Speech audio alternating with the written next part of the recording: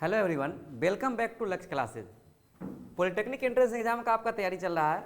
Light chapter का पहला जो वीडियो है हमने अपलोड कर दिया था, उसमें लाइट और रिफ्लेक्शन ऑफ लाइट से संबंधित प्लेन मिरर तक का कहानी हमने उसमें कह दिया था। आपको बहुत ही बेहतर तरीके से आपको समझाया था और इम्पॉर्टेंट क्वेश्चन भी कराया था वहाँ तक कि जो भी सवाल है आप उसको एग्जाम में इजीली कर सकते हैं। बहुत सारे सवाल इससे आ रहे हैं एग्जाम में लाइट चैप्टर से। ठीक है, आज इसका दूसरा लेक्चर हम लेकर आए हैं और वो क्या है कि हमने प्लेन मिरर तक खत्म किया था। अगर आपने वो वीडियो नहीं देखा है, मैंने लिंक आपको डिस्क्रिप्शन में डाल दिया है, जाइए और वहां से आप प्लेलिस्ट ऑन करके क्रमबद्ध एक एक करके ऊपर से आप नीचे तक के वीडियो को देख सकते हैं। ओके, तो आज जो हमको पढ़ना है, जैसा कि आपको दिख रहा होगा, प्रकाश का गोलीय दर्पण पर परावर्तन, यानी गोलीय दर्पण पर हमें परावर्तन से संबंधित बातों को पढ़ना है। इससे पिछले वाले क्लास में हमने परावर्तन का मीनिंग बता दिया था कि प्रकाश का लौटना ही प्रकाश का परावर्तन कहलाता है, जिसके दो नियम थे।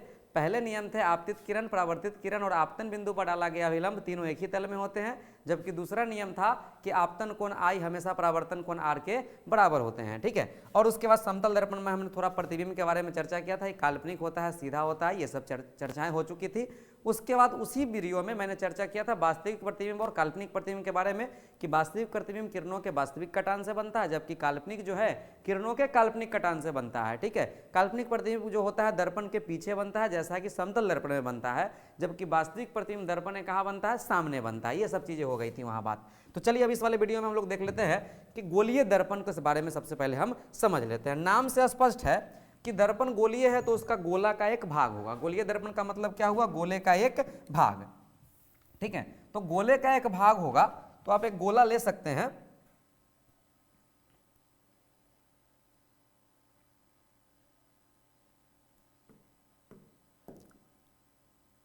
चलिए एक गोला ही ले लेते हैं नॉर्मल एक शेप में से। कलर चेंज कर लेते हैं इसको।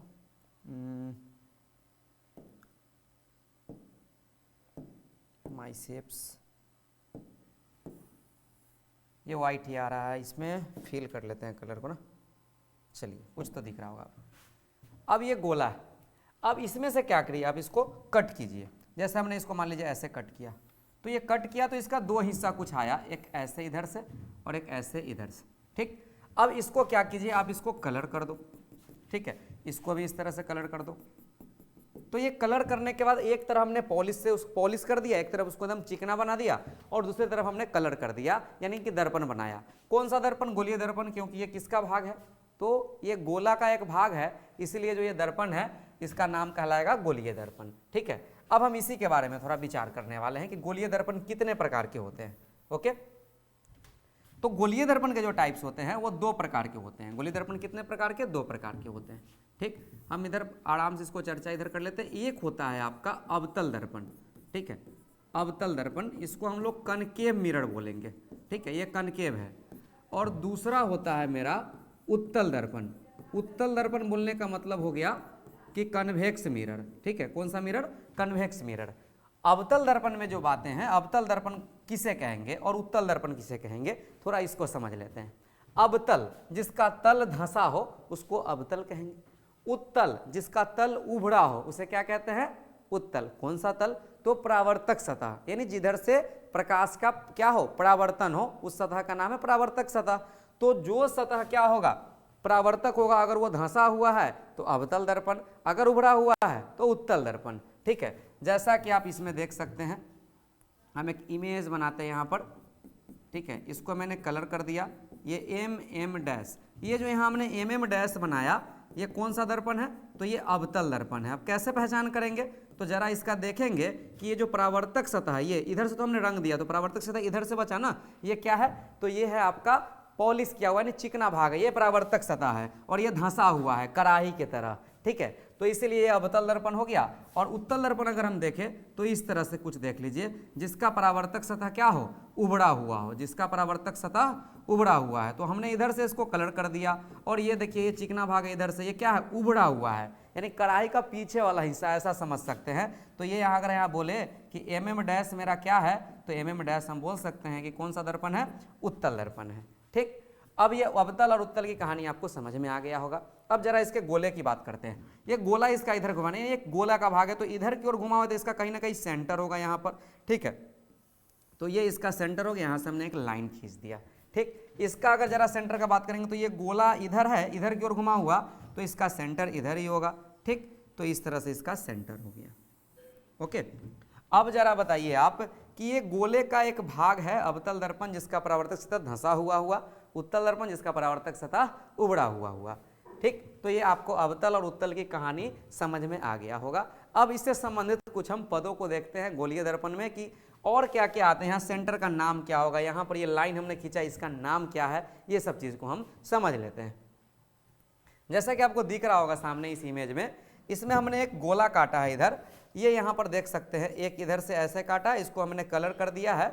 ठीक है, तो ये कौन सा दर्पण हुआ, परावर्तक सतह उभरा हुआ है, तो कौन दर्पण, आपको तो समझ में आ ही गया होगा कि ये कौन सा दर्पण है, तो वह उत्तल दर्पण है। यहाँ जरा ध्यान से देखेंगे, इसका जो परावर्तक सतह है मैंने इधर से इस तरह से रंग दिया, तो इसका परावर्तक सतह इधर से बचा ऐसे, तो ये कौन सा दर्पण है, अवतल दर्पण। सिंपल है एकदम पहचान करना।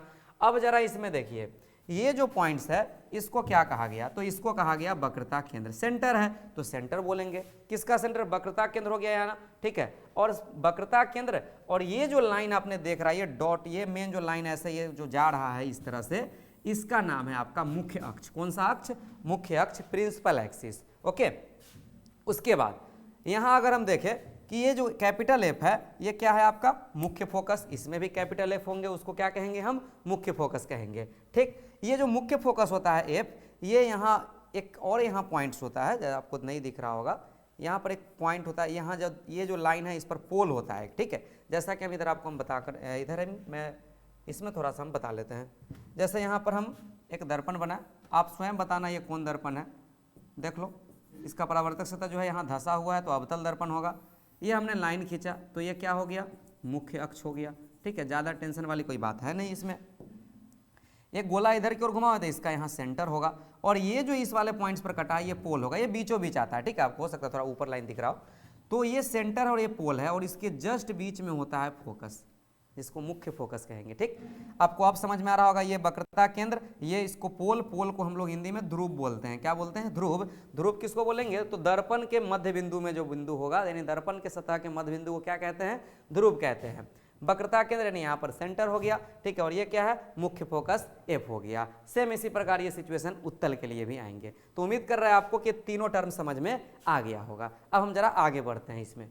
तो हमने टर्म के बारे में समझ लिया कि अवतल और उत्तल में वक्रता केंद्र क्या होता है, मुख्य फोकस क्या होता है, ये सब चीज़ें।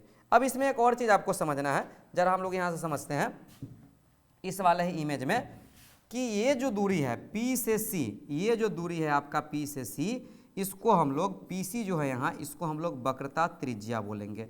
जैसा कि आप एक गोला से संबंधित बातों को आप समझ रहे होंगे कि जब सेंटर से जो दूरी होती है किसी भी चीज़ का, यहाँ ये कहाँ पर है, ये एक सर्कल पर है, सर्कल के लाइन पर, तो यहाँ से जो डिस्टेंस होगा उसको हम रेडियस बोलेंगे। और ये चूंकि एक वक्र है इसलिए इसका नाम पड़ा वक्रता त्रिज्या। वक्र मतलब कर्व लाइन, टेढ़ा लाइन। ठीक है, तो इस तरह से हमने चर्चा की इसमें वक्रता त्रिज्या का, सेंटर का, मुख्य फोकस का और पोल का। ठीक, अब हम लोग जरा बढ़ते हैं कि इसमें प्रतिबिंब हम कैसे बनाएं। सबसे पहले मेरा सवाल ये बहुत बड़ा सवाल है आपके सामने कि हम प्रतिबिंब कैसे बनाएं। तो हम सबसे पहले अभी सीखने वाले हैं प्रतिबिंब बनाने का तरीका, आइडिया फॉर्म टू इमेज में कैसे हम प्रतिबिंब बनाने का हम आइडिया जान सकते हैं, किस प्रकार हम इमेज बना सकते हैं। पिछले वाले वीडियो में हमने चर्चा किया था आपको कि प्रतिबिंब बनने के लिए कम से कम 2 किरण होने चाहिए, यानी 2 रे होने चाहिए। ठीक है, अगर आपने नहीं देखा है तो पहले उस वीडियो को जाकर देखिए, ज़्यादा बेहतर होगा, ज़्यादा अच्छी तैयारी होगी आपकी।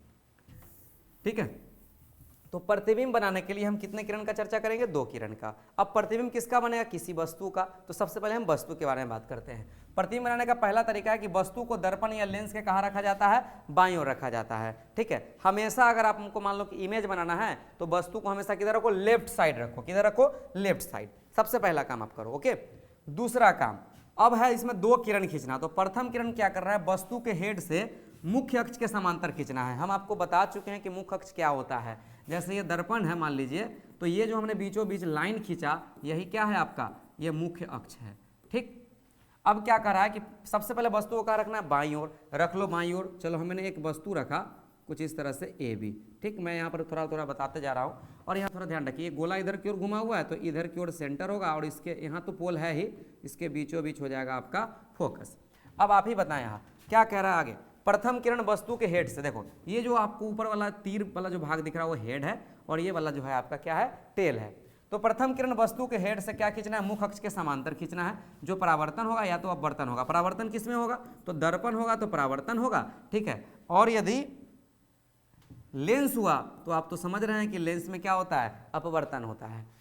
तो दर्पण में परावर्तन होगा, परावर्तन होने के बाद वो कहाँ से गुजरेगा, फोकस से। फोकस कौन है, यहाँ पर ये मुख्य फोकस से गुजरेगा। ओके, जरा देखिए प्रथम किरण कह रहा है कि इसके हेड से इस तरह से गया, ठीक, इस तरह से। अब यहाँ से गया, चूंकि दर्पण और परावर्तन होकर कहाँ जाएगा, फोकस से इस तरह से क्या हो जाएगा, गुजर जाएगा। सिंपल बात, एरो साइन जरूर देना आपकी किधर की ओर जा रहा है।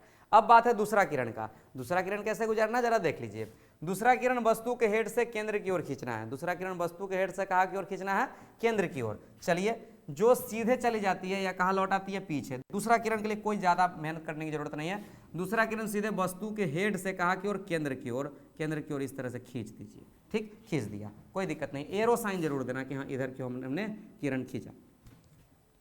अब चलिए यहां तक हमने कर लिया। चौथा है कि वह बिंदु जहां पर परावर्तित किरण या अपवर्तित किरण मिलेगी। परावर्तन में अपवर्तित किरणें, ओके, वह वस्तु का हेड होगा। हेड मतलब हेड वाला कौन भाग है, बी भाग, तो बी वाला भाग होगा जहां मिलेगा। तथा मुख्य अक्ष किसका काम करेगा, टेल का काम करेगा। उतना ज्यादा टेंशन लेने की जरूरत नहीं। लास्ट वाले यहाँ समझिए, यहाँ पर मिला ना तो ये आपका हेड हो गया, ठीक। यहाँ पर इस तरह से आप बना दोगे, ये जो है आपका, ये आपका हेड हो गया, ये नीचे वाला पार्ट, ठीक। इसका नाम हमने बी डैश रखा और ऊपर है क्या, ये ए डैश। यानी ए डैश बी डैश मेरा क्या बन गया, इमेज बन गया, प्रतिबिंब बन गया। कैसे बना, फिर से एक बार हम चर्चा कर लेते हैं, बहुत ही इंपॉर्टेंट है। प्रथम किरण, पहले तो वस्तु किधर रखना है, बाईं ओर। वस्तु बाईं ओर रखने के बाद प्रथम किरण एकदम सीधे ले जाइए, कहाँ से गुजरेगा, फोकस से गुजरेगा। और दूसरे वाले किरण कहाँ से गुजार दीजिए, सेंटर से। सो सिंपल, कोई इसमें ज़्यादा मेहनत करने की कोई जरूरत नहीं है, ठीक है। तो चलिए यहाँ तक तो आपको बात समझ में आ गया होगा। अब हम जरा आगे बढ़ते हैं। हेडिंग है मेरा अवतल दर्पण में प्रतिबिंब निर्माण। जरा इसका एक और नाम याद रखना आप लोग, अभिसारी दर्पण। कौन सा दर्पण, अभिसारी। अभिसारी मतलब जमा करने वाला। ये प्रकाश किरण क्या करता है, जमा करता है। तो अभिसारी दर्पण या अवतल दर्पण में क्या सीखने वाले हम लोग, प्रतिबिंब निर्माण। तो आइए कितने केस में बनते हैं प्रतिबिंब इसमें, तो हम देख लेते हैं। सबसे पहले हम लोग बात करते हैं केस 1, ठीक है। केस फर्स्ट मेरा क्या है, जरा आप लोग देखेंगे। जब वस्तु अनंत पर हो, जब वस्तु हमने कहाँ पर माना, अनंत पर। जब वस्तु अनंत पर हो, तो जब ऑब्जेक्ट अनंत पर होगा, इसके लिए हम किस दर्पण में देख रहे हैं, अवतल दर्पण। तो सबसे पहले मुझे कौन सा दर्पण बनाने पड़ेंगे, अवतल दर्पण बनाने पड़ेंगे। तो हम सबसे पहले आपको अवतल दर्पण बना लेते हैं।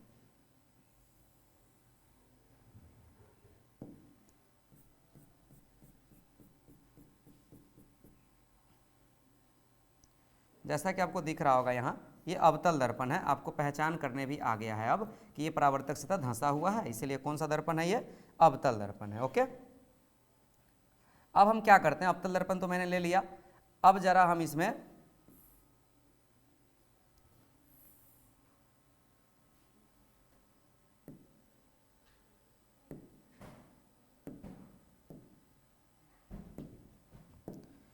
एक हम लाइन खींच लेते हैं यहाँ पर, जो मुख्य अक्ष कहलाएगा। क्या कहलाएगा, मुख्य अक्ष। ये लाइन हमने खींच लिया, ठीक। ये मुख्य अक्ष है, जैसा कि आपको मैंने बताया भी है थोड़ा देर पहले। ये कौन सा अक्ष है, मुख्य अक्ष। यहाँ पोल हो गया आपका, पोल समझ रहे हैं, ध्रुव, ठीक। और ये गोला इधर की ओर घुमाओ तो आपको पता है कि इधर यहाँ सेंटर होगा, यहाँ पर क्या होगा, फोकस होगा। चलिए, वस्तु कहाँ पे है, अनंत से। एक चीज़ हमेशा याद रखना कि अनंत से जो प्रकाश किरणें आती है वो हमेशा समांतर आती है। जैसे सूर्य अनंत पर है, वहाँ से प्रकाश किरणें आएगी तो कैसी आएगी, समांतर। यानी अनंत का मतलब ना हम वस्तु को यहाँ रख सकते हैं, ना यहाँ रख सकते हैं, ना यहाँ, ना यहाँ, यहाँ कहीं ना इधर रख सकते हैं। यानी यहाँ वस्तु को हम खड़ा ही नहीं कर सकते। तो हमें मानना पड़ेगा कि जो अनंत पर वस्तुएं हैं वहाँ से प्रकाश किरण कैसी आ रही है, तो समांतर आ रही है। यानी यहाँ पर कोई लॉ ज़्यादा दिमाग लगाने की जरूरत नहीं है, बस समांतर किरणें आ रही है। कौन सी किरणें आ रही है, समांतर किरणें, ठीक है। बहुत सारी किरण आएगी और वो रहेगी कौन सी किरण, समांतर किरण। अब आपको जरा पता है कि समांतर किरण हमेशा कहाँ से गुजरती है, फोकस से गुजरती है। इसमें कोई ज़्यादा दिमाग लगाने की जरूरत नहीं है। तो यहाँ से ये लौट के आया इस फोकस से, यहाँ से ये लौट के आया इस फोकस पर, यहाँ से ये लौट के आया ये फोकस पर, यहाँ से ये लौट के आया इस फोकस पर। यानी सभी समांतर किरणें आकर यहाँ पर मिल गई, ठीक है। अब इस वाले बिंदु पर मिली सभी समांतर किरणें। तो हम आपको बताए थे कि अब ये प्रतिबिंब बना यहाँ पर, ठीक है। बहुत सारी किरण आकर मिल गई, कम से कम 2 किरण चाहिए। तो हम जरा इमेज के बारे में अगर आपसे बोले कि इमेज के बारे में आप क्या कह सकते हैं, ये तो आपका मुख्य अक्ष है, तो इमेज के बारे में जरा हम इधर साइड में आपसे चर्चा कर लेते हैं। सबसे पहले इसके प्रकृति के बारे में बात करें तो ये कैसा है, वास्तविक है कि काल्पनिक। जरा आप इसको ध्यान से देखेंगे तो इसमें कहीं कोई कट लाइन नहीं है। हम पिछले वाले वीडियो में बताया था, जब वास्तविक और काल्पनिक प्रतिबिंब जब मैंने पढ़ाया था कि वास्तविक प्रतिबिंब में कोई कट नहीं होगा और ओरिजिनल लाइन आपको दिखेगा, एकदम सिंपल पहचान करने का तरीका है, ठीक है। और वह दर्पण के सामने भी बनेगा, यानी इधर ये दर्पण, ये पिछला भाग और ये आगे वाला भाग। और वास्तविक प्रतिबिंब हमेशा कहाँ बनते हैं, दर्पण के सामने। ये पहली पहचान करने का दूसरा तरीका क्या है कि आप देख सकते हैं कि एक भी किरण का इसमें कोई कटान नहीं है, ठीक है। कौन सा कटान नहीं है, काल्पनिक, यानी डॉट लाइन वाला कटान नहीं है, ओरिजिनल कटान है किरण का, यानी सभी किरणें ओरिजिनल रूप से यहाँ पर आके मिल रही है, ठीक है। जबरदस्ती नहीं मिल रहा है, वो आराम से यहाँ से गया, यहाँ से झुक करके कहाँ से गुजरा, फोकस से सब मिल गया। यानी अगर हम प्रकृति देखें तो ये कैसा है, तो ये वास्तविक है, ठीक है। और उल्टा, हमेशा वास्तविक प्रतिबिंब उल्टा होता है, वो आपको इसमें नहीं दिख रहा है, मान लो ये उल्टा नहीं दिख रहा है क्योंकि ये इमेज यहाँ पॉइंट साइज का बना है, इसीलिए नहीं दिख रहा है, ओके। जब अनंत से जब प्रकाश किरणें आती है, अवतल दर्पण में पड़ती है, तो उसका इमेज कैसा बनता है, पॉइंट साइज का बनता है, ठीक। तो चलिए प्रकृति के बाद जरा हम साइज के बारे में बात करें तो साइज को मैंने बताया एज ए पॉइंट साइज, मतलब ये बिंदु के आकार का होगा। किसका आकार का होगा, बिंदु के आकार का। उसके बाद वास्तविक और उल्टा तो मैंने बता दिया, साइज भी बता दिया, एज ए कौन सा साइज, पॉइंट साइज। और क्या बता सकते हैं इस इमेज के बारे में, चलिए दो तो काफी है।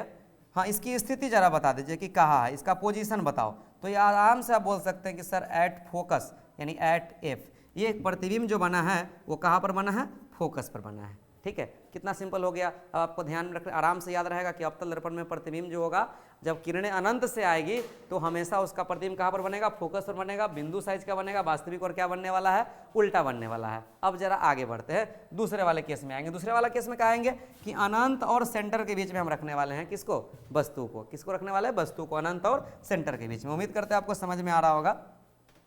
आइए अब हम रखेंगे अनंत और सेंटर के बीच में, लिख देते हैं मैं यहाँ केस 2, जब वस्तु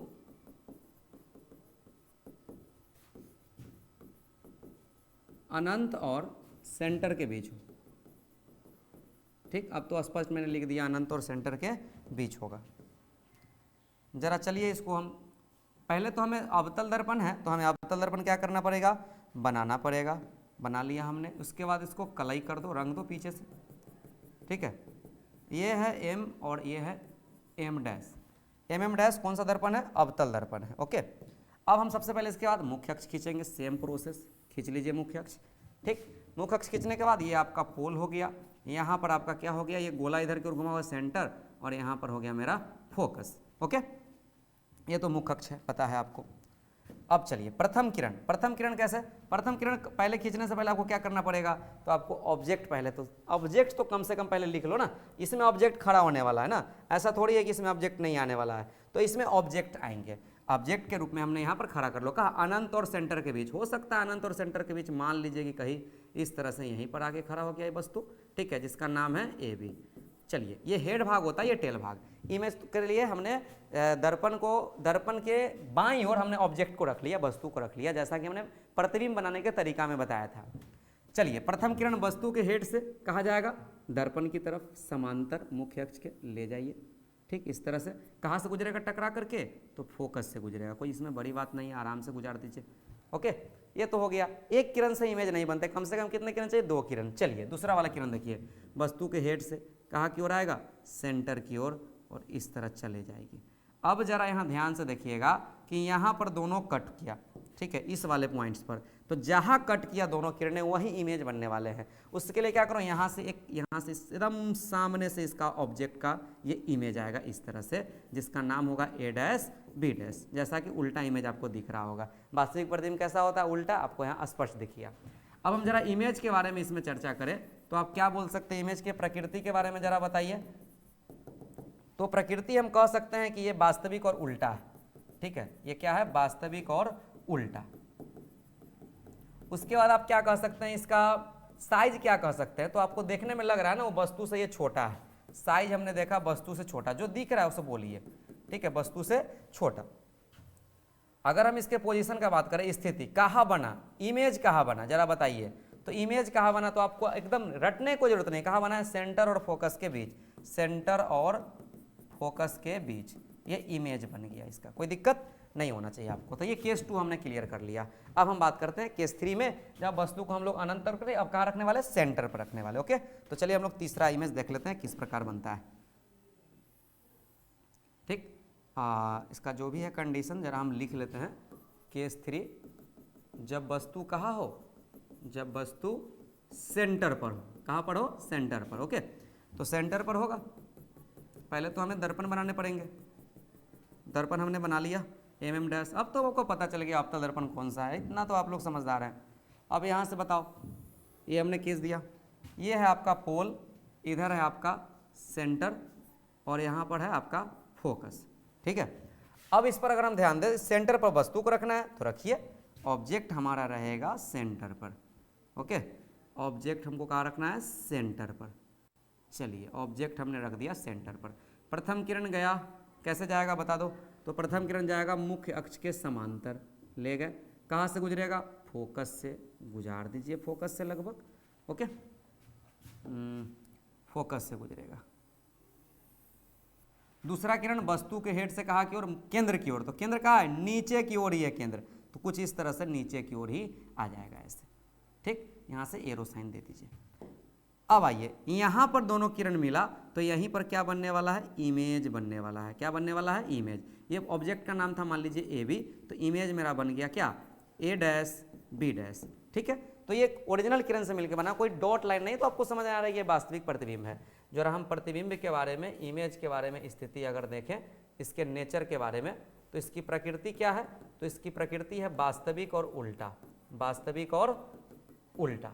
ओके, सिंपल है ना, आप देख के बता सकते हैं, डॉट लाइन से नहीं। और दर्पण के कहाँ बन रहा है, सभी इमेज सामने बन रहा है। नेचर के बाद साइज, साइज क्या देख रहे हैं, तो लगभग वस्तु के बराबर है। ठीक है, वस्तु के बराबर। ये क्वेश्चन आपके एग्जाम में रहते हैं कि अवतल दर्पण में वास्तविक प्रतिबिंब प्राप्त करने के लिए वस्तु का स्थान कहाँ होना चाहिए, स्थिति कहाँ होना चाहिए, तो आप बताएंगे कि वस्तु का स्थान होना चाहिए कहाँ पर, सेंटर पर। याद कीजिए फिर से, अवतल दर्पण में यदि हमें प्रतिबिंब बराबर साइज का वास्तविक बनाना है तो दर्पण के सामने वस्तु को कहाँ रखेंगे, सेंटर पर रखेंगे। ओके, अब जरा स्थिति बताइए, ये इमेज का स्थिति क्या है, ये कहाँ पर बना है, तो ये स्पष्ट रूप से आप कह सकते हैं कि सेंटर पर ही इसका इमेज बना हुआ है। कहाँ बना हुआ है, सेंटर पर। सेंटर पर वाले वस्तु का इमेज कहाँ बनता है, सेंटर पर ही बनता है। तो ये 3 कंडीशन हो गया। चौथे वाले कंडीशन की ओर थोड़ा बढ़ जाते हैं। ओके, चौथा कंडीशन है आपका, जब वस्तु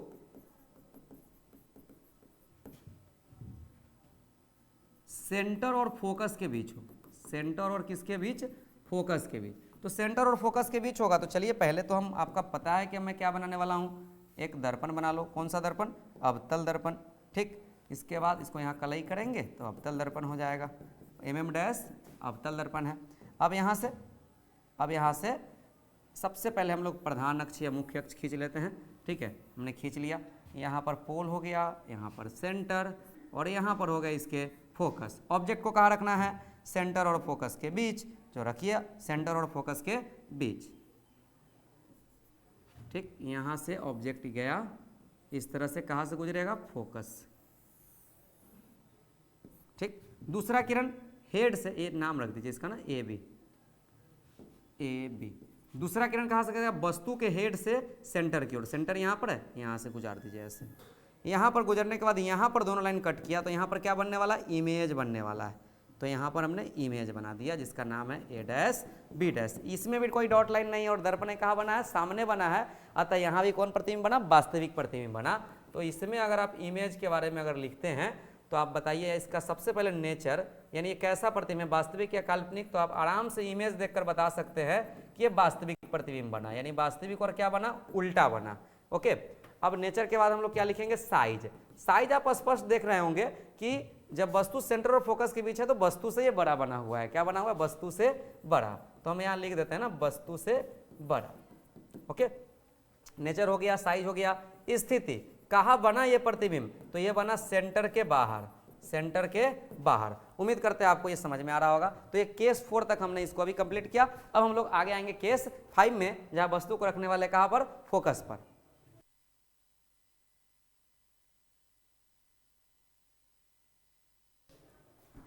तो अब हम इसको देख लेते हैं केस 4 में। हो गया। अब केस 5 में हम क्या करने वाले आपको पता है कि जब वस्तु कहाँ पर हो, जब वस्तु अनंत पर फोकस पर हो, कहाँ पर हो, फोकस पर हो, जब वस्तु फोकस पर हो। केस 5, जब वस्तु फोकस पर हो, ठीक है, नहीं मुख्य फोकस पर हो। तो जब वस्तु फोकस पर होगा तो फिर हम पहले तो आपको जो भी ये काम है ये इतना तो कर लो, mm' दर्पण हो गया, ठीक। उसके बाद यहाँ से ध्रुव से एक लाइन हम लोग खींच लेते हैं, यहाँ पर पोल हो गया, यहाँ पर हो गया सेंटर, यहाँ पर हो गया आपके फोकस। अब क्या करेंगे, फोकस पर ऑब्जेक्ट को रखना है, रख लेते हैं, फोकस पर ऑब्जेक्ट को रखना है, रख लिए, ठीक। नाम AB, प्रथम किरण वस्तु के हेड से गया, मुख्य अक्ष के समांतर, टकरा करके कहाँ से गुजरेगी, फोकस से गुजरेगी, कुछ इस तरह से, ओके। दूसरा किरण वस्तु के हेड से कहाँ की ओर आएगी, सेंटर की ओर, बस सीधे चली जाएगी, ठीक है। कैसे जाएगी, सीधे। तो जो ये तो देख रहे हैं सीधे, ये कहाँ तक जाएगी, अनंत तक। ये समांतर किरणें हो गया, कौन सा किरण हो गया, समांतर। थोड़ा सा आप लोग यहाँ समांतर थोड़ा इसको दिखाने के लिए, ये यहाँ से कैलकुलेशन थोड़ा मिस्टेक है, थोड़ा सा लाइनिंग हम ठीक से खींच लेते हैं ना, ठीक है। आप लोग थोड़ा ठीक कर लेंगे। ये कहाँ मिलने वाली, अनंत पर मिलने वाली, ओके। तो अनंत पर मिलने वाली। अब जरा थोड़ा सा इमेजिनेशन कीजिए आप कि यदि कोई किरण होगा, वो हमने फर्स्ट वाले कंडीशन में बताया कि सूर्य अनंत पर है, वहाँ से किरणें आई थी तो समांतर आई थी, ठीक। तो इमेज बना था कैसा, पॉइंट साइज का, कहाँ पर, फोकस पर। अब वस्तु उल्टा रख रहे हैं हम, फोकस पर रख रहे हैं, ठीक है। तो इमेज कहाँ बनेगा, अनंत दूरी पर। और सूर्य जानते हैं ना, सूर्य बहुत बड़ा होता है, तो आप बोल सकते हैं कि यहाँ सबसे बड़ा प्रतिबिंब, वास्तविक प्रतिबिंब, कोई डॉट लाइन नहीं है, वास्तविक प्रतिबिंब अनंत पर बनेगा, यहाँ नहीं, यहाँ नहीं, बहुत दूर पर जाकर बनने वाला इमेज, ओके। तो अगर हम इस इमेज के बारे में अगर लिखें, इमेज के बारे में स्थिति, तो सबसे पहले हम लोग लिखेंगे प्रकृति, ठीक। प्रकृति क्या होगा इसका, वास्तविक और उल्टा, वास्तविक और उल्टा, ठीक। उसके बाद साइज, साइज क्या है, वस्तु से बड़ा ही नहीं, बहुत बड़ा है, वस्तु से बहुत बड़ा, ठीक है। साइज जो है वस्तु से बहुत बड़ा है, समझ में आ रहा है बात। उसके बाद इसका जो स्थिति आप बताएंगे तो कहां पर जाएगा, तो मैंने यहां भी स्पष्ट कर दिया, ये कहां पर बनने वाला है, अनंत पर बनने वाला है, ओके। कोई दिक्कत यहाँ तक समझ में आ रहा होगा आपको अच्छा से।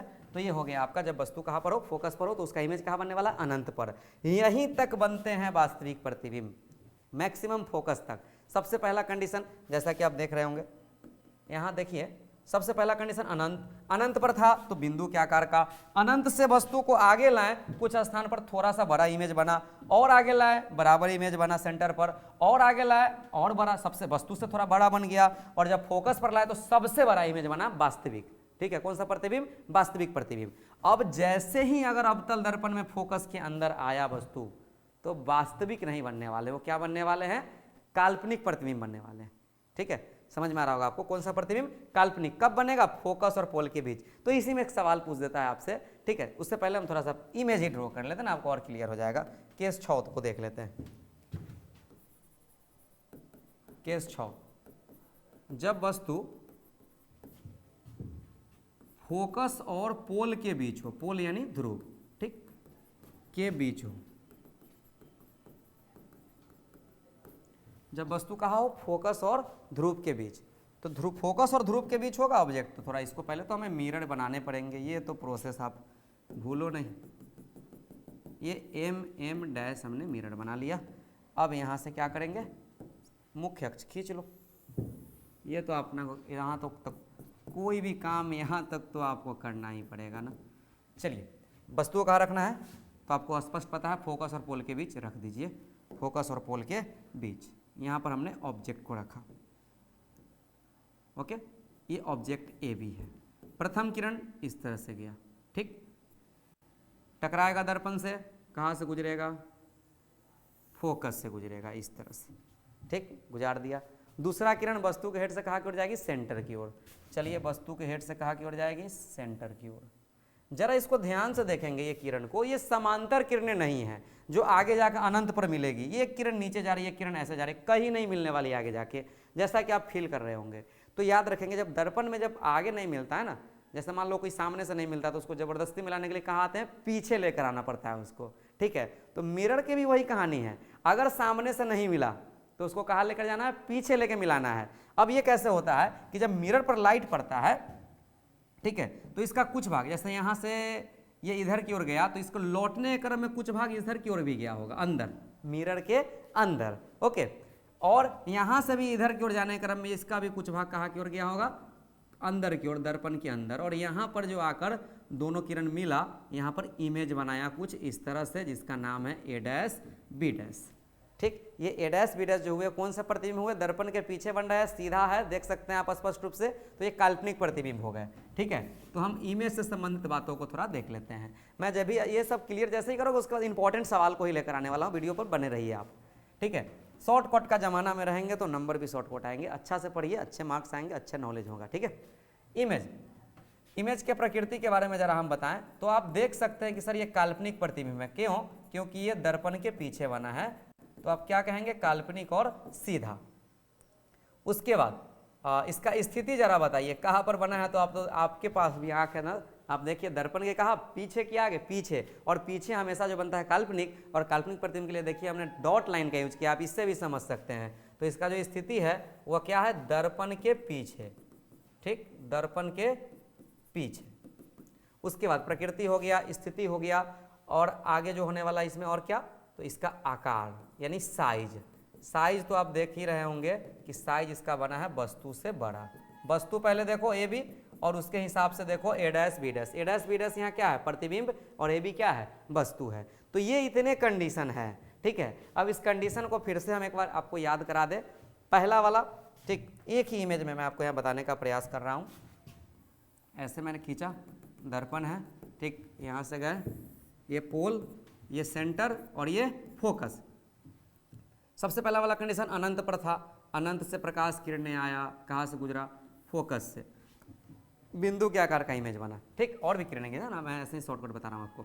दूसरा, हमने ऑब्जेक्ट को खड़ा कर दिया, ऑब्जेक्ट खड़ा किया, ये भी, ये प्रथम किरण, ठीक है, समांतर गया, कहाँ से गुजरा, फोकस से। दूसरा वाला किरण यहाँ सेंटर से गुजर गया, अब यहाँ सेंटर पर आया तो यहाँ उल्टा इमेज बना, ए डैश बी डैश। अब हमने वस्तु को कहाँ खड़ा कर दिया, ऑब्जेक्ट पर, ये सॉरी सेंटर पर। सेंटर पर जब हम यहाँ वस्तु को खड़ा किया, यहाँ मान लो कि अब ए बी यहाँ पर आ गया, तो ये इमेज जो बना कुछ इस तरह से इधर गया, और इसके जस्ट अपोजिट में नीचे आया। सेंटर वाला इमेज सेंटर पर ही बनेगा, वस्तु के बराबर, ठीक। और आगे गए, अंदर जब लेकर हम यहाँ मान लीजिए कि यहाँ हमने वस्तु को रख दिया, तो यहाँ पर वस्तु को रखे तो प्रथम किरण गया ऐसे, और ये कहाँ से गुजरा, फोकस से, और दूसरा किरण यहाँ से सेंटर से गुजरेगा कुछ इस तरह से, जहाँ पर कटा यहाँ इमेज बना। इसमें हम गौर करेंगे, ध्यान देंगे, अनंत पर था तो बिंदु के आकार का, अनंत से आया वस्तु से थोड़ा छोटा, सेंटर पर आया वस्तु के बराबर, सभी वास्तविक प्रतिबिंब का चर्चा हो रहा है। और जब सेंटर फोकस के बीच आया तो वस्तु से बड़ा, और जब फोकस पर आया तो सबसे मैक्सिमम प्रतिबिंब बना वास्तविक, ठीक है। और फोकस के जब अंदर लेके गए तो कौन सा प्रतिबिंब बना, काल्पनिक और सीधा, जो बड़ा बड़ा दिखता है। तो जब हम हजामती दर्पण यानी जब हम केस कटवाने जाते हैं तो जो दर्पण होता है वो अवतल दर्पण होता है। कौन दर्पण, अवतल। पहचान करने का तरीका क्या है, उसको छू कर देखिए, परावर्तक सतह धंसा हुआ होगा, इसलिए वो कौन सा दर्पण हो जाएगा, अवतल दर्पण। तो अवतल दर्पण में क्या होता है ना कि अगर आपको दाढ़ी ये सब बनाने हैं तो आपको क्या करना पड़ेगा कि अपने चेहरा को अगर आप फोकस के पार किए तो उल्टा बनेगा, हमें सीधा चाहिए ना, सीधा के लिए फोकस के कहाँ रखना पड़ेगा, अंदर रखना पड़ेगा, कुछ इस तरह से, जैसा कि यहाँ इमेज बना जब वस्तु फोकस और पोल के बीच हो, ठीक है। तो ये कमेंट करके बताइएगा आपको कोई प्रॉब्लम तो नहीं है, यहाँ तो कुछ समझ में आया ना। अब हम आगे बढ़ लेते हैं, अवतल दर्पण के उपयोग। अवतल दर्पण के क्या क्या उपयोग हो सकते हैं।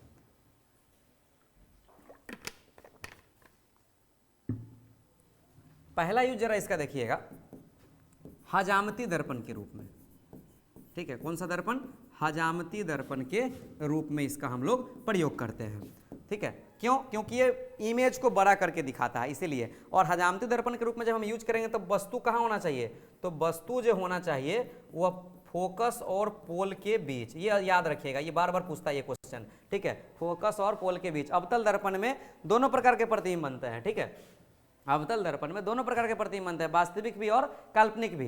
काल्पनिक प्रतिबिंब जो होता है वो हमेशा वस्तु से बड़ा था, ठीक है। इस वाले कंडीशन में देखिए, काल्पनिक प्रतिबिंब जो था हमेशा वस्तु से बड़ा था, लेकिन अगर हम वास्तविक प्रतिबिंब का बात करें तो बहुत बड़ा बना, ठीक है, वस्तु से बड़ा बना, बराबर भी बना, ठीक है, वस्तु से छोटा भी बना, देख सकते हैं आप, और वस्तु से बिंदु के आकार का ही प्रतिबिंब बना। नहीं, वास्तविक प्रतिबिंब बड़ा छोटा बराबर सब था, लेकिन काल्पनिक प्रतिबिंब ऑलवेज हमेशा वस्तु से क्या बनने वाला है, बड़ा बनने वाला है। इसलिए इसका यूज हम लोग करते हैं हजामती दर्पण के रूप में। ठीक, सौर कुकर में, सौर कुकर, ये खाना बनाने वाला कुकर होता है ना, अवतल दर्पण क्या करता है, सभी प्रकाश किरणों को जमा करता है। कैसे, यहाँ समझिएगा। ये जो फर्स्ट वाला इमेज मैंने बताया, जब वस्तु अनंत पर हो, तो जब वस्तु अनंत पर हो तो सन अनंत पर है ना, सभी किरणों को लाके एक जगह जमा करेगा तो पूरा इंटेंसिटी उसका हाई हो जाएगा और हम आराम से खाना बना सकते हैं। तो सौर कुकर में हम लोग यूज करते हैं उसका। ठीक, समझ रहे होंगे आप अच्छी तरह से इसको। सौर कुकर हो गया। तीसरा, रोगियों के नाक कान गले की जांच में। ठीक है, रोगियों के नाक कान गले की जांच में, नाक कान गला ये सब छोटा छोटा पार्ट से, तो वहां पर ये बड़ा करके उसको दिखाने का काम करता है। ठीक है, समझ रहे होंगे आप लोग। उसके बाद सर्च लाइट, जो टॉर्च होता है ना, सर्च लाइट या हेड लाइट, ध्यान रहे साइड मिरर नहीं लिख रहा है, हेड लाइट। हेड लाइट में, जब गाड़ी में जो हेड लाइट होता है सामने, उसमें अवतल दर्पण होता है। कौन सा दर्पण होता है, अवतल दर्पण। माइंड थोड़ा सेटअप करेंगे। ठीक, साइड मिरर की कहानी नहीं, साइड मिरर में उत्तल रहता है। ठीक है, अवतल कहाँ रहता है, हेड लाइट में। ओके, तो ये था आपके अवतल दर्पण के उपयोग। अब हम थोड़ा बढ़ते हैं, अवतल दर्पण के थोड़ा गुण को भी देख लेते हैं ना। अवतल दर्पण के गुण जरा इधर हम लिख देते हैं ना, अवतल दर्पण के गुण आप लोग लिख लेना हेडिंग लगाकर। गुण, प्रॉपर्टी, प्रॉपर्टी इसके क्या क्या हो सकते हैं। तो पहला प्रॉपर्टी इसका होगा कि इसमें वास्तविक प्लस काल्पनिक, आप समझना इसको, वास्तविक प्लस काल्पनिक दोनों प्रतिबिंब बनेगा। ठीक है, वास्तविक प्रतिबिंब को जो होगा 3 स्थितियां होगी, बड़ा भी बनेगा, छोटा भी बनेगा, बराबर भी बनेगा। बराबर कहाँ बना था, तो बराबर बना था सेंटर पर, एक हमने स्पष्ट कर दिया। और अब आपको पता है कि छोटा कहाँ बनेगा और बड़ा कहाँ बनेगा, हमें अभी जस्ट आपको इमेज बना के बताया। काल्पनिक प्रतिबिंब हमेशा बड़ा बनेगा। ठीक है, काल्पनिक प्रतिबिंब हमेशा कैसा बनेगा, हमेशा बड़ा बनने वाला है। ठीक है, और कहाँ रखना पड़ेगा, तो फोकस और पोल के बीच, फोकस और पोल के बीच। और यही से हम इसका यूज करते हैं हम लोग सीधे वाली स्थिति में। ठीक है, उल्टे वाले स्थिति में इसका यूज बहुत ही कम होता है। ओके, तो चलिए ये इसके गुण हो गए। दूसरा, हाँ इसमें जो है, ठीक है, यहाँ से ही आपका इतना काफ़ी है, बहुत सारे इसके गुण हैं। एक और गुण समझ लीजिए, इसका फोकस दूरी। फोकस दूरी किसको बोलते हैं, मैं जस्ट आपको चर्चा करूंगा जब दर्पण सूत्र पढ़ाऊंगा, तो एफ को बोलते हैं। ये नेगेटिव होगा। ठीक है, और इसकी वक्रता त्रिज्या आर भी जो होगी वो क्या होगी, नेगेटिव होगी। अभी हम आपको दोनों के बीच में संबंध का चर्चा करेंगे, अवतल दर्पण में एफ बराबर जो r/2 होता है उसके संबंधों के बारे में। ठीक है, तो ये गुण है जिसमें फोकस दूरी नेगेटिव होता है और इसका वक्रता त्रिज्या दोनों नेगेटिव होता है। ठीक है, ध्यान रखिए। अब हम इसमें देख लेते हैं आगे, उत्तल दर्पण में प्रतिबिंब निर्माण। उत्तल दर्पण में प्रतिबिंब निर्माण कैसे करेंगे, तो ये बहुत ही आसान है इसमें, क्योंकि स्थिति देखिए क्या होता है। उत्तल दर्पण हम जरा बना लेते हैं, ये उत्तल दर्पण है। ठीक है, आपको स्पष्ट दिख रहा होगा, परावर्तक सतह उभड़ा हुआ, इसीलिए सर ने इसको उत्तल दर्पण कर दिया। ठीक, अब इसमें जरा हम देखेंगे यहाँ से, सबसे पहले तो आपको पता है क्या खींचने, सिंपल। अब इसमें क्या होगा, यहाँ पोल होगा, ये गोला इधर की ओर घुमा, तो इसका सेंटर इधर और इसका फोकस इधर। ठीक, अब हमको बताइए इसमें कितने कंडीशन होंगे इमेज के, तो मात्र 2 कंडीशन, एक अनंत पर और एक अनंत और पोल के बीच। और तो इसके साथ कोई कंडीशन ही नहीं बच रहा है, क्योंकि ये सब इधर है। और वस्तु हमेशा किधर रखते हैं, प्रतिबिंब बनाने के तरीका में बताया था बाईं ओर, और वस्तु कभी हम दाईं ओर नहीं रख पाएंगे, दर्पण के अंदर थोड़ी रखेंगे वस्तु ना, समझ रहे हैं बात। तो चलिए, हम जब अनंत पर हो, हम यहाँ पहला केस हम लिख के ही बनाते, 2 केस इसमें होने वाले हैं। केस 1, जब वस्तु कहाँ पर हो, अनंत पर हो, जब वस्तु अनंत पर हो। ठीक है, तो अनंत पर होगा तो आपको पता है अनंत से आने वाली किरणें कैसी होती है, समांतर होती है।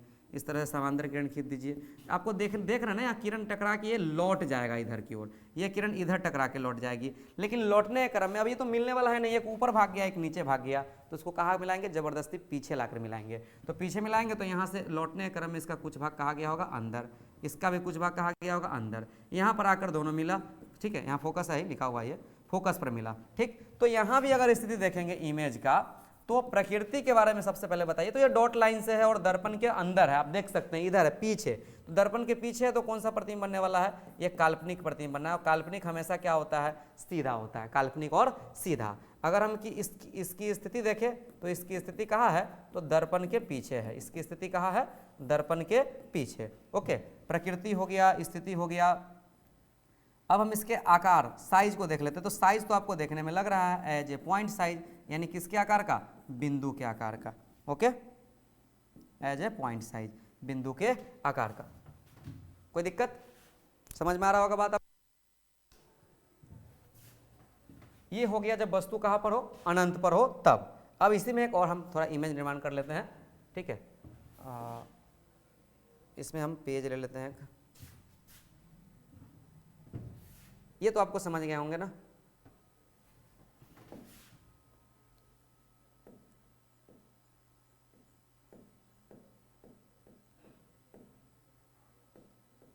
चलिए इसमें हम थोड़ा बना लेते हैं। जब वस्तु कहाँ हो, इसका दो ही केस है ना, एक केस आप लिख लेंगे यहाँ से। जब वस्तु अनंत और पोल के बीच हो, हम बताएं दो ही कंडीशन होने वाले हैं इसके ना। चलिए देख लेते हैं इसके कंडीशन को। सबसे पहले तो हमें उत्तल दर्पण बनाने पड़ेंगे, बना लीजिए फटाफट। ये mm डैश हो गया उत्तल दर्पण, किरण गया ऐसे, पोल है, ठीक है, सेंटर, सॉरी सेंटर यहाँ नहीं, यहाँ हो गया सेंटर और यहाँ हो गया फोकस। ठीक, अब क्या होगा, अनंत और सेंटर के बीच ऑब्जेक्ट रख, सॉरी अनंत और पोल के बीच हमने कोई ऑब्जेक्ट रख दिया ए बी। ठीक, कहीं भी रख दो। पहला किरण गया ऐसे, टकराकर ऊपर की ओर भागा, टकराने के क्रम में इसका कुछ भाग कहाँ गया होगा, अंदर फोकस से गुजरा होगा। ठीक, दूसरा किरण डायरेक्ट कहाँ की ओर गया, सेंटर की ओर, इस तरह से। तो यहाँ पर दोनों आकर इमेज बना जिसका नाम है ए डैश बी डैश। ठीक, ये इमेज बन गया मेरा। अब ए डैश बी डैश जो बना कैसा प्रतिबिंब बना, सीधा प्रतिबिंब बना। अगर हम इमेज के बारे में आपको बोले तो आप बता सकते हैं इसके प्रकृति के बारे में कि ये जो इसकी प्रकृति है ये काल्पनिक है। ठीक है, दर्पण के पीछे बना, स्पष्ट बोल रहे हैं, और सीधा है। ठीक, अगर इसका साइज अगर हम बोले, साइज कैसा है, तो हमेशा वस्तु से छोटा, वस्तु से छोटा, हमेशा दर्पण में, उत्तल दर्पण में याद रखिएगा, हमेशा कैसा प्रतिबिंब बनता है, वस्तु से छोटा प्रतिबिंब। उत्तल दर्पण में हमेशा कैसा प्रतिबिंब बनता है, वस्तु से छोटा और हमेशा काल्पनिक। ठीक है, हमेशा काल्पनिक। काल्पनिक समतल में बनते हैं, उत्तल में भी। समतल में जो बनता है काल्पनिक बराबर बनता है, और उत्तल में हमेशा वस्तु से छोटा बनता है काल्पनिक प्रतिबिंब। और अवतल में दोनों प्रतिबिंब बनते हैं, वास्तविक और काल्पनिक दोनों। ठीक है, यानी एकमात्र ऐसा दर्पण जिसमें वास्तविक प्रतिबिंब बनता है वो अवतल है, और उसमें काल्पनिक भी बनता है जब कंडीशन मैंने बताया कि फोकस और पोल के बीच हो तब। ठीक है, उम्मीद कर रहा है आपको समझ में आ रहा होगा। तो ये दो कंडीशन इसके हैं, तो मैंने यहाँ पर आपको समझाया। अब जरा हम उत्तल दर्पण के प्रतिबिंब निर्माण के बाद हम उत्तल दर्पण के गुण का चर्चा कर लेते हैं, क्या क्या इसके गुण हैं। तो पहला गुण है इसका, सबसे पहले हम बात करते हैं इसके फोकस दूरी का। फोकस दूरी इसका पॉजिटिव होगा और वक्रता त्रिज्या भी पॉजिटिव होगा। इस चीज़ को थोड़ा हम यहाँ भी तुरंत इसी वाले में हम कॉन्सेप्ट में क्लियर करते हैं। ठीक है, ये जरा देखिए यहाँ पर, ये कौन दर्पण है, ये उत्तल दर्पण है। ठीक है, ये पोल है। ठीक, और यहाँ पर हमने सेंटर रखा, यहाँ पर हमने फोकस रखा। तो ये देखो, इसमें दो चीज़ें होती है। ये जो P से F के बीच की दूरी है उसको हम F बोलते हैं। F जो है यहाँ स्मॉल f, ये फोकस दूरी है। ठीक, कौन सी दूरी, फोकस दूरी। और P से लेकर के, ठीक है, P से लेकर के C के बीच की दूरी को हम लोग वक्रता त्रिज्या बोलते हैं, कैपिटल R। ठीक, दोनों बातें समझ में आपको आ रहा होगा। ये फोकस दूरी स्मॉल f, कैपिटल R, ये वक्रता त्रिज्या। ठीक, ये दोनों के बीच एक संबंध होता है। ठीक है, किसी भी दर्पण के लिए, ये किसी भी दर्पण के लिए यहाँ संबंध होता है F = R/2।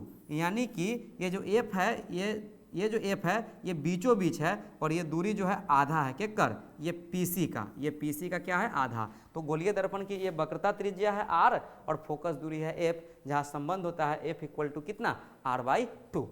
ओके, तो इसके हिसाब से देखिए। अब इसमें देखिए इसकी फोकस दूरी सब कहाँ पर है, दाहिनी ओर। अगर आपको हम याद करें, अगर नियामक ज्यामिति आप पढ़ते हैं, यहाँ 0 होता है तो इधर 1 2 3 प्लस में, इधर 1 2 3 किस में, माइनस में। तो जब हम इधर की ओर बढ़ेंगे तो इधर की ओर बढ़ेंगे तो प्लस में, इधर की ओर आएंगे तो माइनस में। तो जैसा कि आप इसमें दर्पण को देख रहे होंगे, उत्तल दर्पण में ये किधर की ओर है, दाहिनी ओर है। तो दाहिनी ओर जब होगा तो इसका सब कुछ प्लस में, इसका सब कुछ प्लस में, यानी फोकस दूरी प्लस में और क्या प्लस में, देख सकते हैं वक्रता त्रिज्या प्लस में। अब इमेज कहाँ होगा, तो सिंपल कॉन्सेप्ट है, जब हम आपको आगे बताएंगे अभी, कि कि इमेज अगर काल्पनिक होगा तो हमेशा दर्पण के पीछे, पीछे मतलब इधर बनेगा, और जो इधर बनेगा इसके लिए मतलब कि यहाँ से जो इधर आएगा सब किस में आने वाला है, प्लस में आने वाला है, और जो इधर आएगा तो किस में आने वाला, माइनस में। तो जो दर्पण के पीछे बनने वाला वो काल्पनिक प्रतिबिंब, काल्पनिक प्रतिबिंब जब भी बनेगा तो प्लस में लिखना है, और जब वास्तविक बनेगा तो किस में लिखना है, माइनस में, क्योंकि वास्तविक के लिए इधर कंडीशन आएंगे। जैसा कि यहाँ उत्तल दर्पण है, मैंने ऊपर बताया था। तो उत्तल दर्पण में यहाँ पर देखिए इसका सेंटर फोकस सब इधर होगा, इसका सेंटर यहाँ, इसका फोकस यहाँ,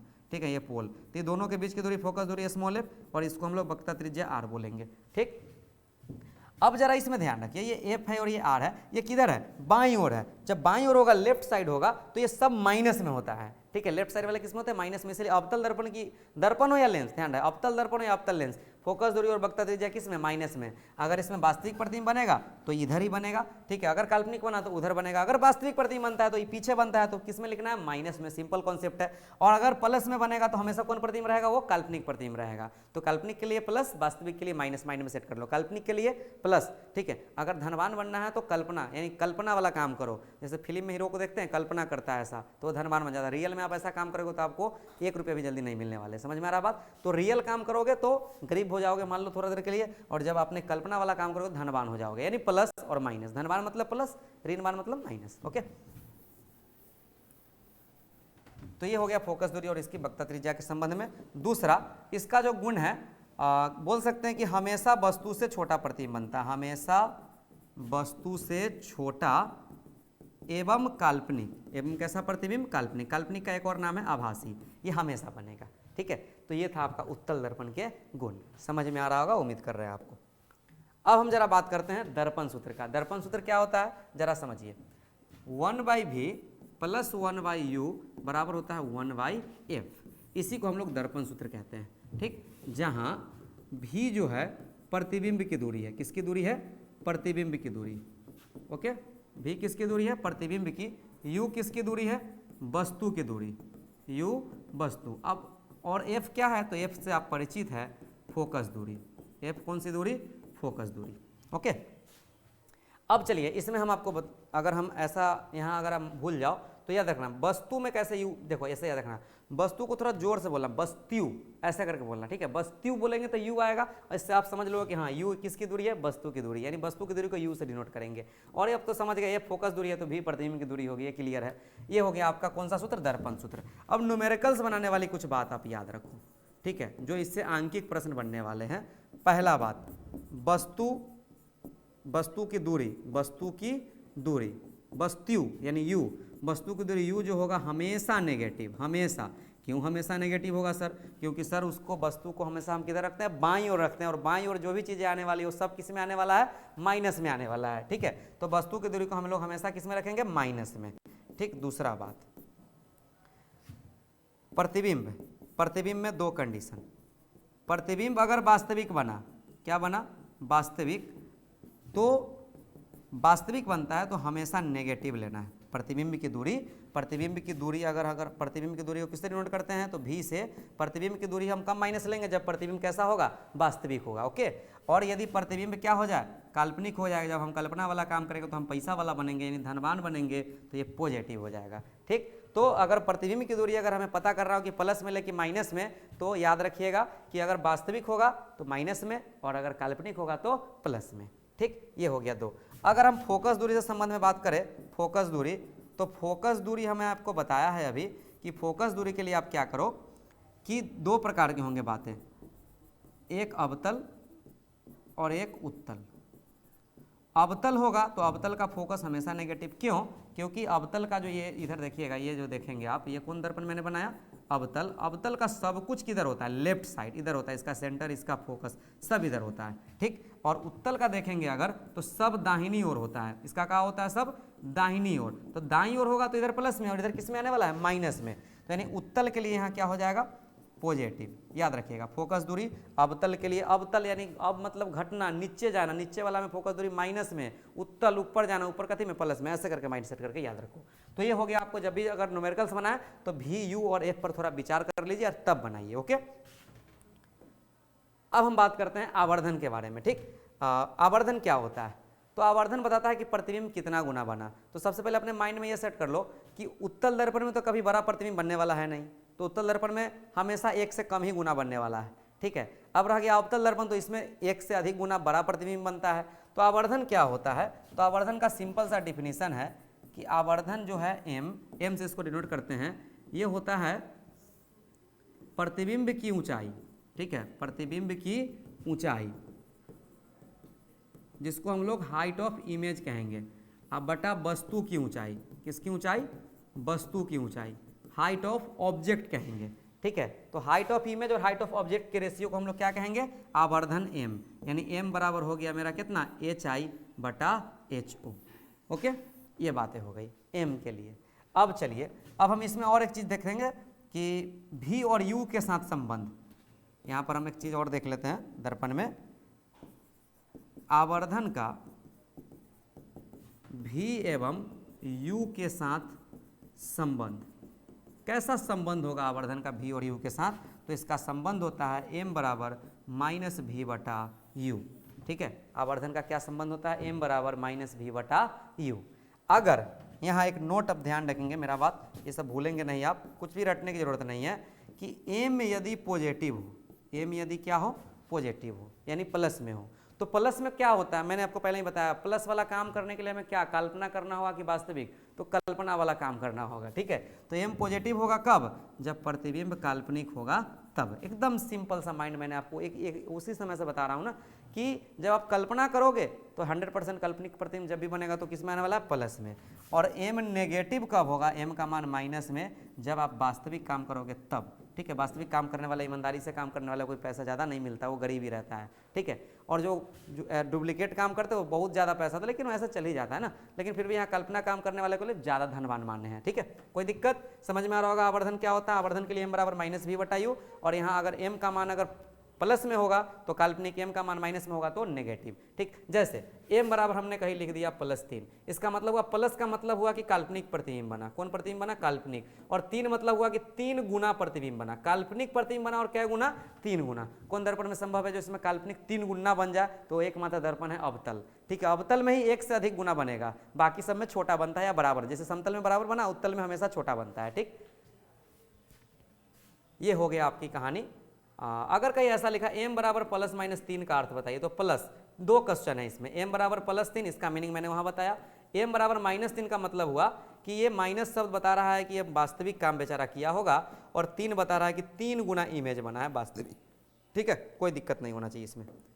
अब आते हैं थोड़ा इंपॉर्टेंट क्वेश्चन में, आप लोग ईमानदारी से लग के थोड़ा तैयार हो जाइए, और हम क्वेश्चन को देखेंगे और बहुत ही आसानी से सोल्व करेंगे।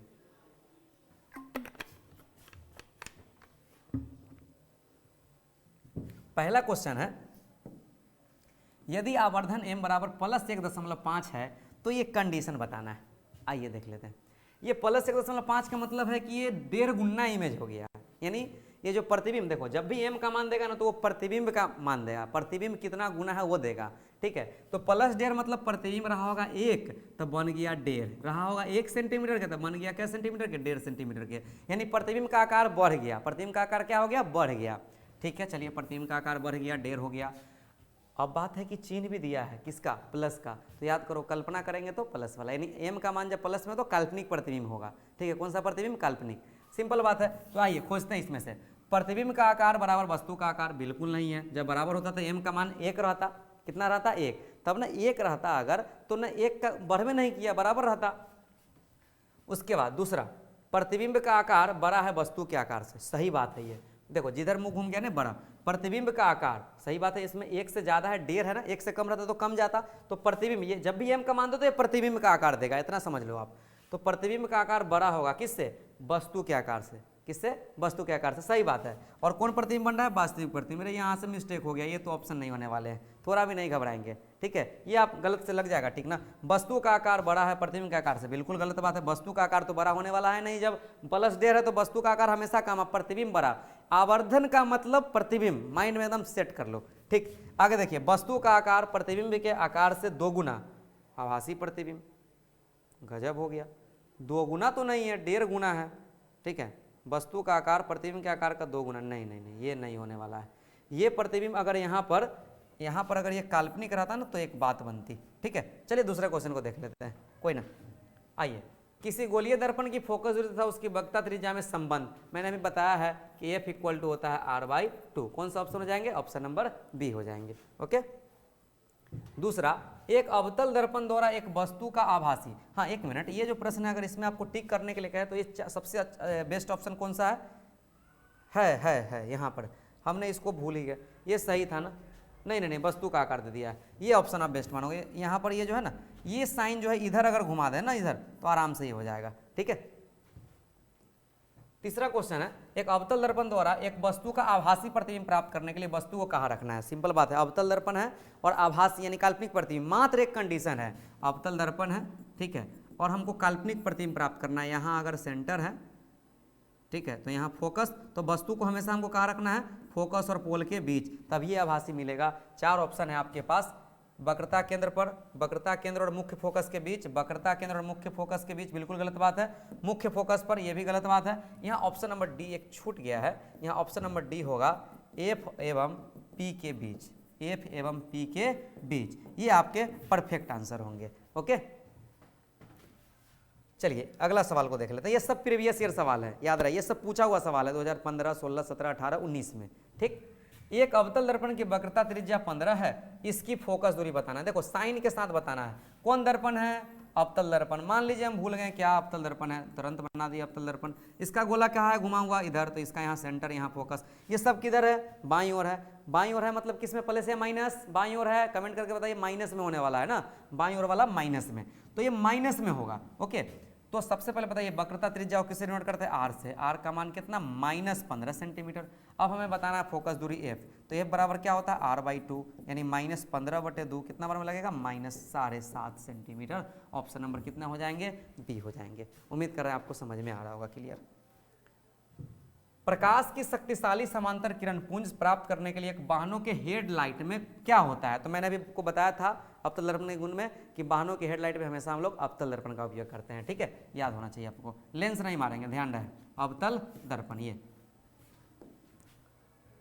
सदैव आभासी यानी सदैव काल्पनिक बनाना है, और सीधा प्रतिबिंब प्राप्त करने के लिए किस प्रकार का दर्पण का उपयोग करते हैं? देखो इसमें आप अगर इस क्वेश्चन में ध्यान से देखेंगे, अक्सर बच्चे मिस्टेक करते हैं कि ये इसमें ये ध्यान रखना, इसमें कोई बड़ा छोटा की बात नहीं हो रहा है, सीधे कह रहा है कि आभासी और सीधा होना चाहिए। तो आभासी और सीधा तो तीनों दर्पण बनाता है, अवतल भी बनाया, समतल भी बनाता है और उत्तल भी बनाता है। जरा आइए ऑप्शन को देख लेते हैं। समतल दर्पण बिल्कुल सही है, उत्तल दर्पण ये भी सही है, अवतल दर्पण तो सदैव सीधा नहीं बनाएगा, वस्तु को हम कहीं देखो इसमें तीनों आप अगर मारोगे यहाँ, तो ऑप्शन नंबर डी है ए और बी दोनों, यानी समतल और उत्तल, तो ये सही होने वाला है, सही है। अगर आपके मन में आया कि सर आभासी और सीधा प्रतिबिंब तो अवतल ही बनाता है, लेकिन हर कंडीशन में नहीं बनाता है, इसके लिए फिक्स कंडीशन है कि फोकस और पोल के बीच ही रखना पड़ेगा, फोकस और पोल के बीच। अगर हम इसके बाहर रखें तो क्या बन जाएगा? वास्तविक बन जाएगा। लेकिन समतल और उत्तल में किसी भी स्थिति में वस्तु को कहीं भी रख दे, प्रतिबिंब कहाँ बनने वाले हैं? हमेशा बनने वाले हैं, काल्पनिक बनने वाले हैं और सीधा बनने वाला है। बड़ा छोटा का बात करता तो फिर हम आगे चेक करते हैं कि अगर छोटा रहता तो उत्तल और बराबर रहता तो क्या? समतल। ठीक है, समझ रहे हैं आप लोग। एक अवतल दर्पण द्वारा वास्तविक और बराबर प्रतिबिंब बनने के लिए वस्तु की स्थिति होगी। सबसे पहले बात है कि अवतल में ही वास्तविक बनता है, बिल्कुल सही है। वास्तविक के साथ क्या बनाना है? बराबर प्रतिबिंब। याद कीजिए मैंने बताया था कि अनंत पर बिंदु के आकार का थोड़ा सा आ गया है, वस्तु से छोटा जब सेंटर पर रखे तो सबसे बड़ा, यानी वस्तु को हमको कहाँ रखना पड़ेगा? सेंटर पर, यानी सेंटर पर रखना, यानी कौन सा ऑप्शन होगा? ऑप्शन नंबर सी, वस्तु के वक्रता केंद्र पर। ओके, 11 नंबर, विद्युत चुंबकीय तरंग एक ऐसी तरंग है, यह फर्स्ट वीडियो का है, आपको पता है प्रकाश एक विद्युत चुंबकीय तरंग है जिसकी प्रकृति अनुप्रस्थ होती है। ठीक है, तो कौन सा ऑप्शन होगा? ऑप्शन नंबर डी होगा। तो ये था आपका आज का लेक्चर, जिसमें मैंने आपको बताया कि किस प्रकार गोलीय दर्पण से परावर्तन होता है, जिसमें अवतल दर्पण उत्तल दर्पण में प्रतिबिंब निर्माण के साथ इसके प्रीवियस ईयर का मैंने प्रश्न बताया। अब हम जब अगले वाले वीडियो में आएंगे तो अब बात करने वाले हैं प्रकाश के अपवर्तन के अगले वाले क्लास में। तो आज के लिए बस इतना ही, रुकते हैं, धन्यवाद।